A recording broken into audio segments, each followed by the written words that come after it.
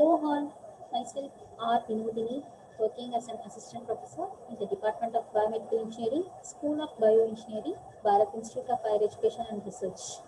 I am handling the course Digital System Design. Today we are going to discuss about the topic PLC, Programmable Logic Controllers. So what we are going to see is about PLC, its definition, its history, how it come to the market, the need for this PLC, and what are all the basic components involved in this PLC. Then about the CPU and its duties, the different types of PLCs and its advantages, applications, and various types and models. And also importantly, we are going to see about its operating cycle of this PLC. So these are all the contents we are going to see in this topic. So first, what is PLC? Programmable Logic Controller.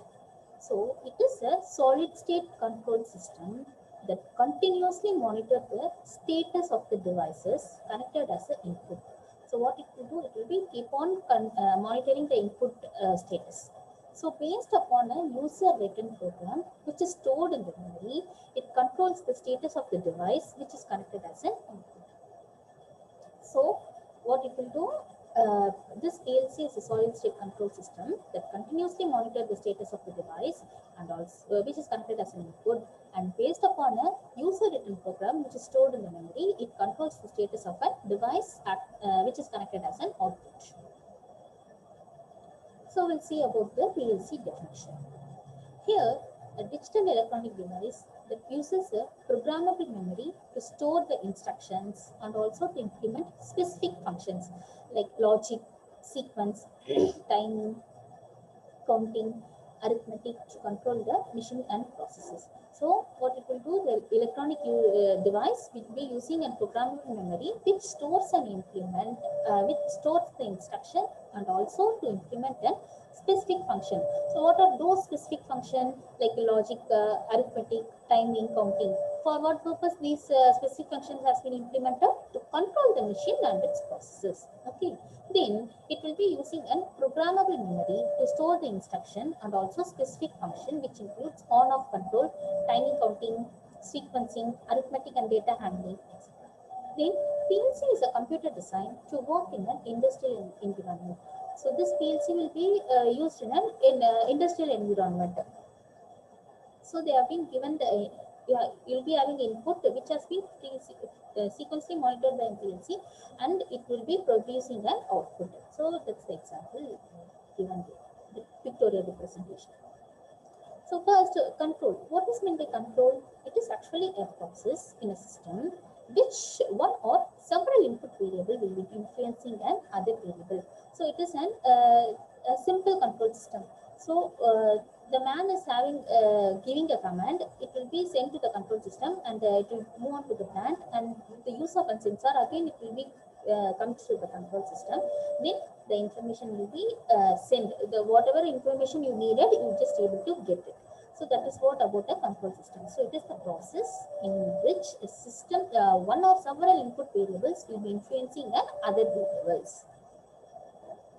And we'll move on to the history. So what is the history of this PLC? So in the year of 1960s, late 1960s, General Motors in USA, they have been more interested in this computer application to replace a hardware system. So before, until the development of this PLC, they have been using a hardware system only. So these General Motors only have as an idea or an interest to change these hardware system to a computer application. So Bedford Associates in Vodicon and then Allen Bradley. So these two only responded to the General Motors. So they have been came across this idea and they just developed this computer application PLC. So before that, they have been given the name as PC, programmable controllers only. But commonly PCs we refer to as personal computers, right? So without to avoid such confusion with the personal computers and the programmable controllers, they have been added a programmable logic controllers. So it has been renamed as PLC. Okay. So it is actually a registered trademark of an Allen Bradley brand. So this programmable logic controllers of PLC was a registered trademark of an Allen Bradley. Later, PC was used for a personal computers to avoid a confusion with the PC or a PLC. So PC has been changed to PLC to avoid those confusion. I told you, right? Then need. So what is the need for this PLC? Hardware panels has been very time consuming, and it has a debug, and also it will be changed sometimes. So to avoid such confusions, we have been developed the PLCs. So the following requirements of the computer controllers to replace the hardware panels. So what they need, like solid state, not which is not mechanical, and it has to be easily modify the input and output device, and also it should be easily programmed and maintained by the plant electricians. Then it will be able to function in an industrial environment. Okay, so these are all the requirements for an computer controllers, which we have to replace it with an hardware panels. So what are those? Solid state, which is not should not be mechanical, and also easy to modify and input and output devices. Then easily programmable, and also it has to be maintained by plant electricians. Then it will be able to function in an industrial environment too. So these are all the basic requirements. And look at this here, in hardware system it will be often wiring systems, controlling system, whereas in PLC it is replaced by an PLC this software. So it is more advantage, it has more advantage than an ordinary system. We'll have a comparison between an hardware control system and a PLC system. So what are those? First, the functions are determined by the physical wiring. First thing is, those functions were determined by a physical wiring.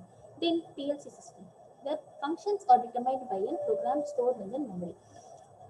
Hardware control system need a physical wiring, whereas this PLC will be determined by a program which is stored in the memory. And our second point is, it will be changed. If you want to change the function, you have to change the entire wiring system itself. Whereas in PLC system, if you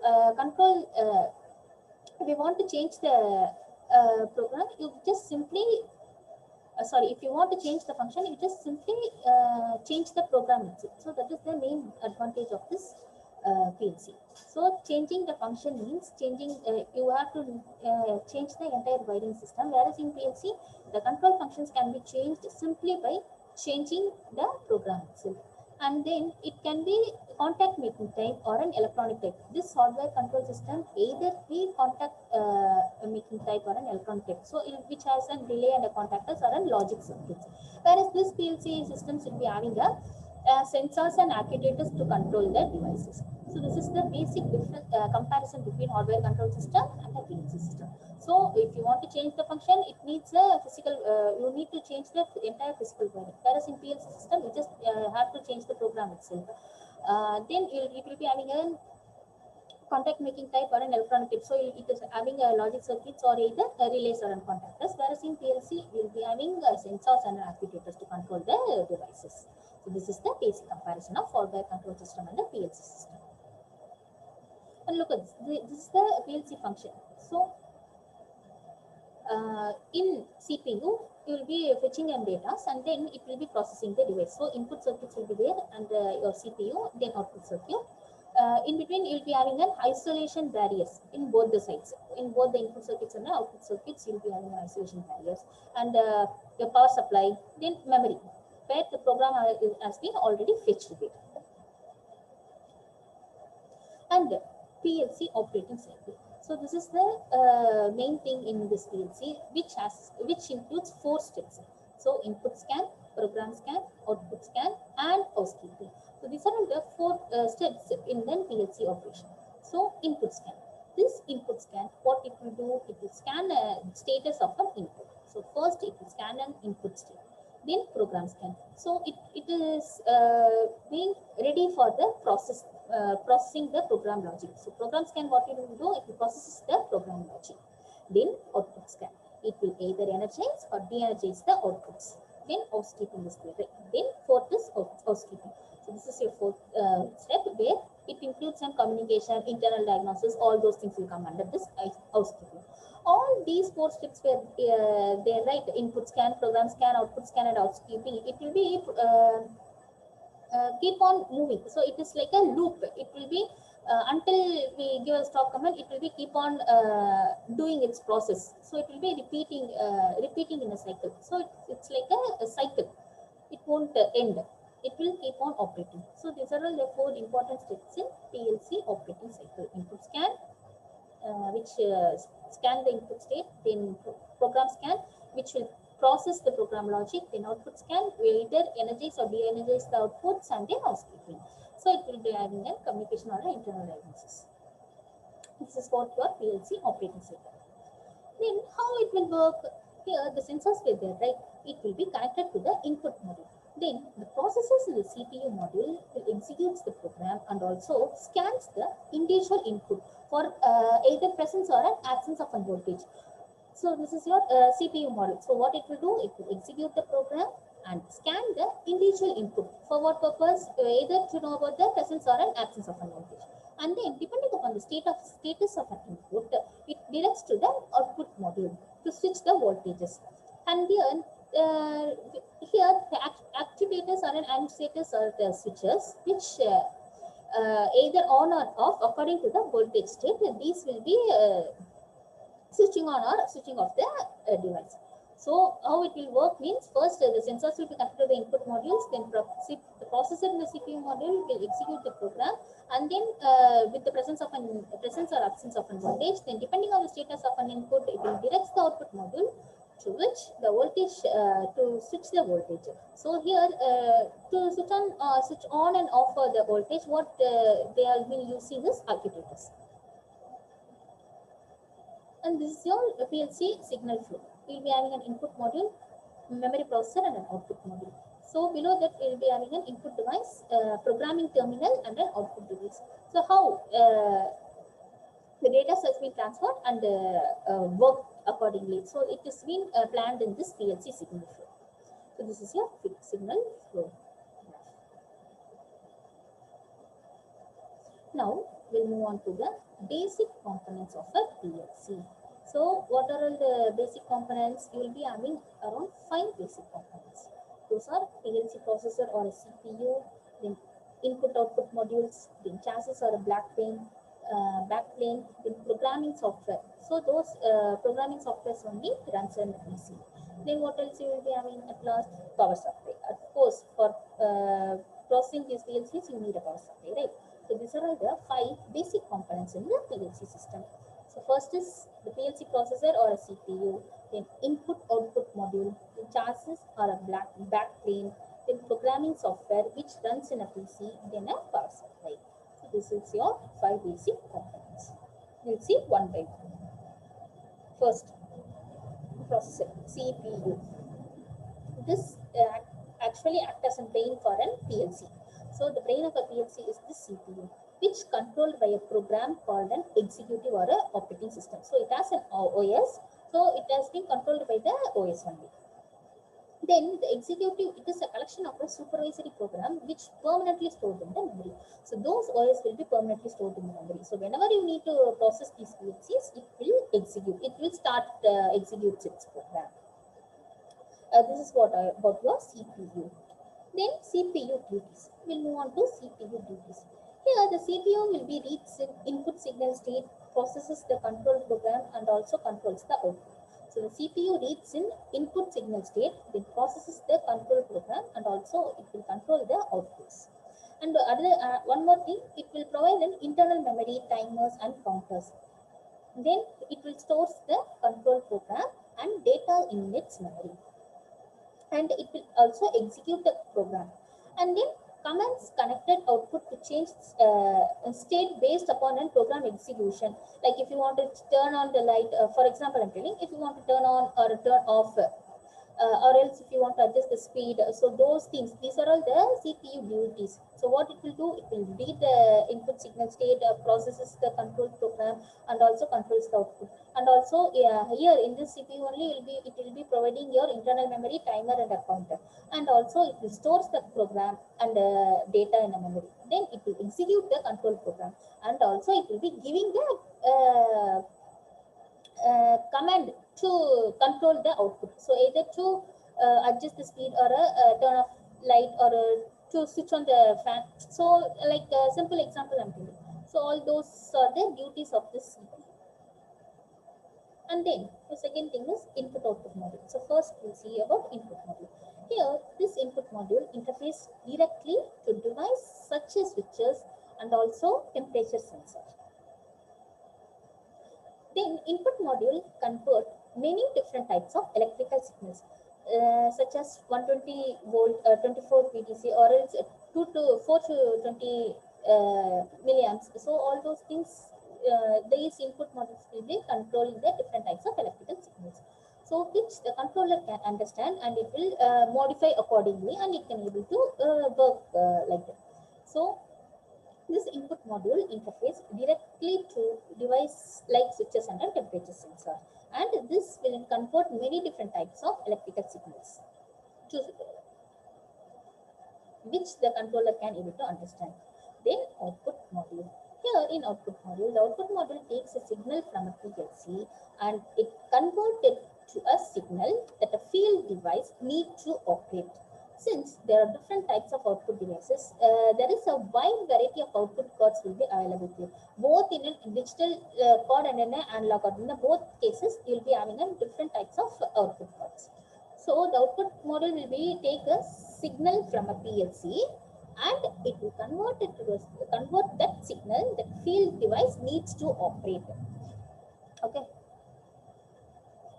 So you'll be having different types of output. We'll see that one by one. And you'll be having a digital input analog module, digital analog module. Here, digital input module will be adapting a digital signal, and the digital output module will be converting the internal signal level of PLC into a digital process signal. So in the before diagram, I have shown you. Here, look at this. So input module will be converted to the input devices, and output module will be converted to the output devices, and the processor memory will be converted into the programming terminal. So I have shown you the signal flow, right? So this is what they have been explained there.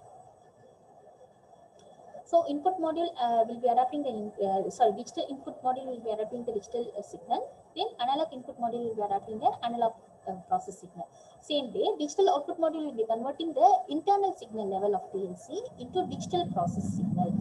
The same way, analog output module will be converting the internal digital value of a PLC to convert the analog process signal. So each thing will be having a different example. Like for a digital input signal, if you take you can take an example as proximity signals. Or then for digital output modules, you'll have a relays. Then analog input modules, you'll be having a transducers.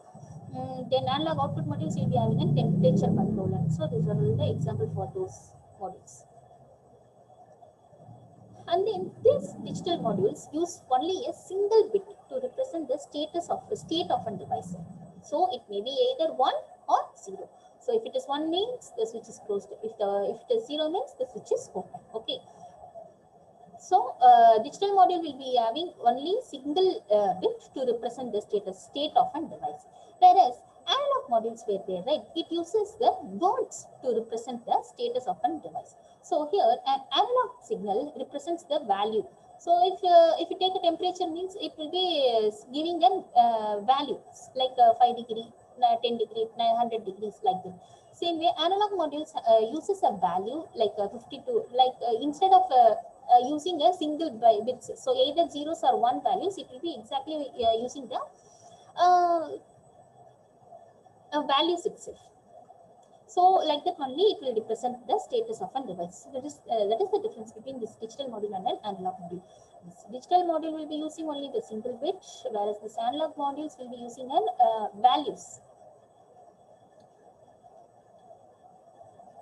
So look at this inputs and the outputs. So inputs will be having like a push buttons, then PLCs. So it will be these PLCs will be connected with the both inputs and the outputs. So output if you take will be having motor, contactors, lamp, all those things will come under outputs.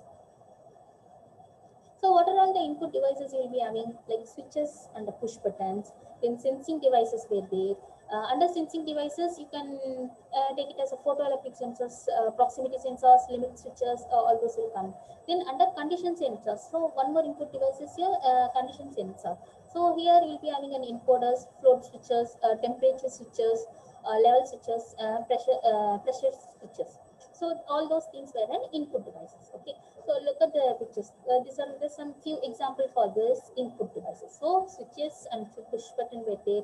Then sensing devices, then condition sensors. So all those things will in under inputs. And outputs, if you go, it is having another set like valves, motor starters, solenoids, actuators, control relays, fan, counters, pumps, printers. So all those things will come under output devices. So these are all the few representation. And then all PCs need some method of communication between the controller, input output, and the communication modules. Like here, there are around 3 ways there to accomplish this communication between the various components that makes up the PLC system. And at last, you'll be having a power supply, right? Here, a power supply is needed to provide a power to the PLC and any other modules. So, power supplies will be come in various forms. Power supply modules will be fit into one of the slots in the chassis. Then, external power supply will be there that mount the outside of a chassis. Then, standalone power supply will be there that connects to the PLC or an input-output module. So here they have been shown like a power supply which fits into the slot of a chassis, and another one, the power supply mounted on the side of the chassis. So one is which fits inside the chassis itself, and another one which will be mounted to the side, like, and another part will be there which is a standalone power supply, so which will be separated. Then you will have a programming software. The software that runs on a PC is required to configure and also program the PLCs. There are different products where there in PLCs which requires different programming softwares. So the software which allows the program to be written in several different languages. The software which runs on a PC is required to configure and also program PLCs, where the software will be allows program to be written in several different languages. So this is the few examples how the software will be looks.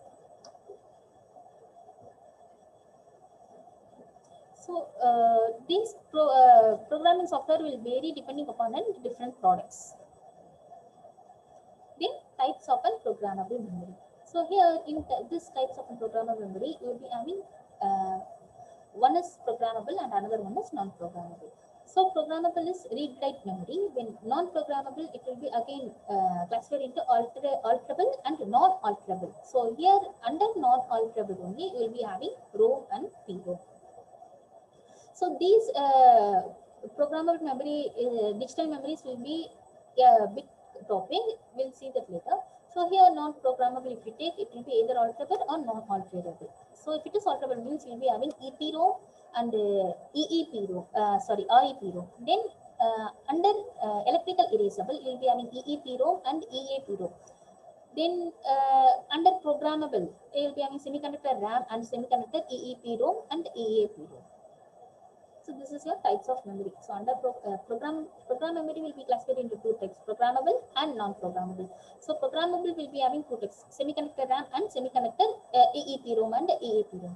Whereas this non-programmable, if you take, it is having classified into 2 types, either alterable and another one is non-alterable. So under non-alterable, you will be having ROM and PROM. So under alterable, you so in non-alterable, that ROM and PROM will come. Under alterable, you will be having 2 types. One is like UV erasable and another one is electrically erasable. So under UV erasable, you will be having EPROM and REPROM. And under electrically erasable, you will be having EEPROM and EAPROM. So this is the types of programming languages. Then PLC requirements. So what are the requirements you need for this PLCs? Programming terminal, like a laptop or a desktop PC. Then PLC software. So this PLC manufacturer have their own specific software and also the license key. Then communication cable for connection from laptop to PLC. Then backup copy of the ladder program. So either on a CD-ROM, hard disk, flash memory, anything, anywhere else. Then if then you can upload it from the PLC itself. Then documentation needed, like software manual, PLC module, drawings, ladder program, then sequence of operation modules. So all those things needed. So these are all the list of items required when we will working with the PLCs. So what are those? Laptop and desktop, PLC software, communication cable, back copy of a ladder program, and then documentation. So these are all the PLC requirements. And PLC control panel. So look at this. You will be having a power supply which is mounted to the side of a chassis. It may be either any one of the type. So these power supply will be either in onto the chassis or which is connected above the chassis, or which is mounted to the side of the chassis, right? So it may be mounted anywhere else. Then you will be having a PLC controller, then input-output module, network interface module, then wiring to field devices, then backplane of chassis. And this is your PLC relay, like this one. It is the pictorial representation. It's a simple PLC where it will be having a digital output, analog input outputs, network, then digital inputs. And we'll move on to an PLC advantages. So what is the main advantages of this PLCs? It will handle much more complicated systems and having a less and simple wiring, and it will be having an increased reliability and also having a more flexibility, and it is lower cost, faster response, and easier to troubleshoot. Then remote control capability will be there, and then communication capability. So these are all the advantages of PLCs. So these PLCs will be handling much more complicated system, then having a less and simple wiring, and then increased reliability, then more flexibility, lower cost, faster response, and also easier to troubleshoot. Remote control capability will be there, communication capability. So all those things are the advantages of PLCs. Then disadvantage. PLC disadvantages are, in contrast to microcontrollers, controller system that have what is called an open architectures. These PLCs were very often usually in closed architecture. So if you buy a PLC from one part or one company, it won't fit with another type. So the parts and the software from one manufacturer, it cannot be easily combined with another manufacturer.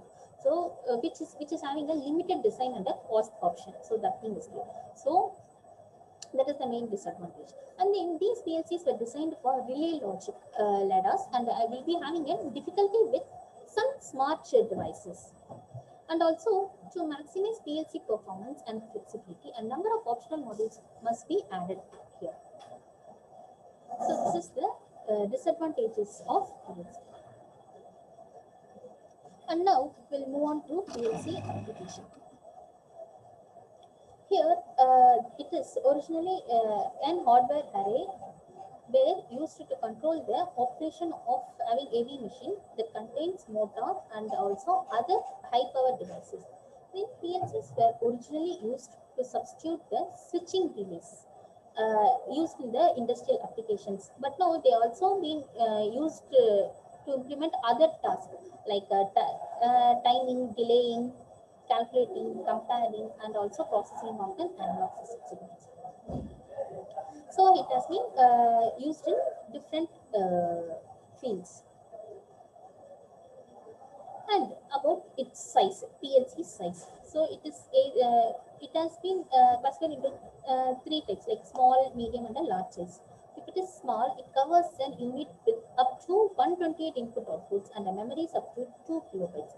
And these PLCs are capable of providing a simple to advanced level or mission controls, whereas medium have up to 2048 inputs and a memory of up to 32 kilobytes. And if it is large, it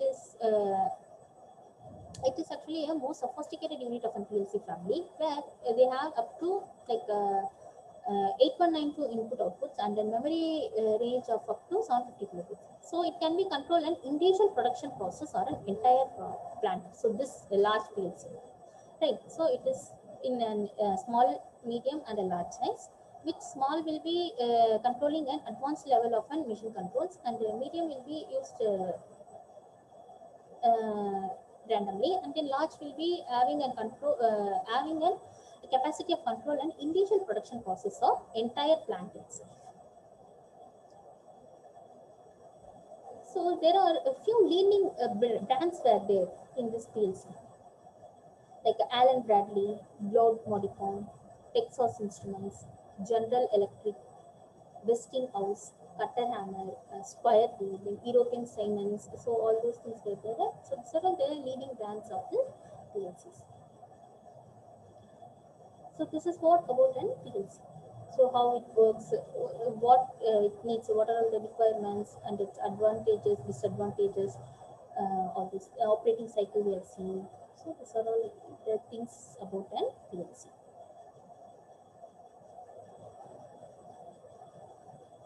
Programmable logic controller. So this is what about an PLC.